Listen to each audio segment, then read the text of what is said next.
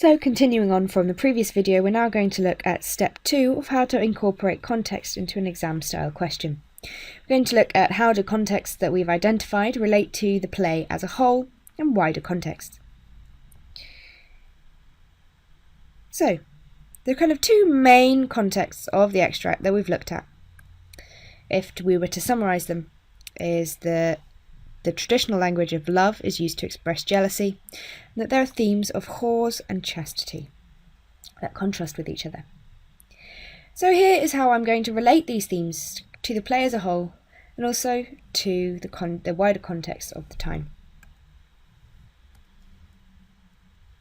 So I've just said here that the language of the play is always manipulated throughout the entirety of Othello to be not what it seems, and that kind of deception is a major theme of Othello. Iago says at one point, "I am not what I am." So even the language of the play is deceiving. It's important to mention here that Elizabethan audiences would have recognised the typical tropes of this language of love. They'd have read it in love poetry, they'd have seen it in romantic plays, so they'd be very familiar with the type of language used to talk about love. So perhaps it would have been shocking to them to see the language of love used in the context of jealousy.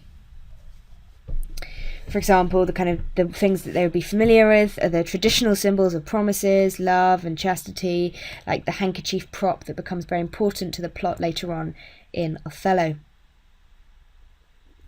If we think about themes of whores and chastity, we could say that if some people believed actors were prostitutes, like we discussed in part 1 of this video, then we could say that there is an interesting mirroring effect in Othello calling his wife a prostitute, but the audience knowing she is not. This is called dramatic irony.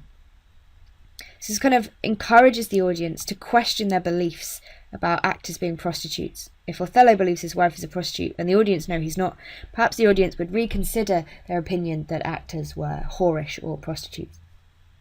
The repeating of the word committed would have emphasised the language of whores and captured the audience's attention. And as we said, with rowdy theatres at the time, this was difficult, so this kind of repetitive, aggressive language would have really tried to be an effort to capture the audience's attention. Hey guys, I hope you enjoyed the video. If you're looking for an amazing A-level English literature resource, join me today in my series of engaging bite-sized video tutorials.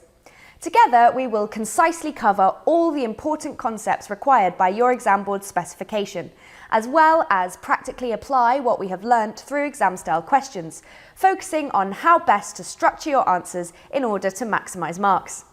See you soon, and together let's make A-level English literature a walk in the park.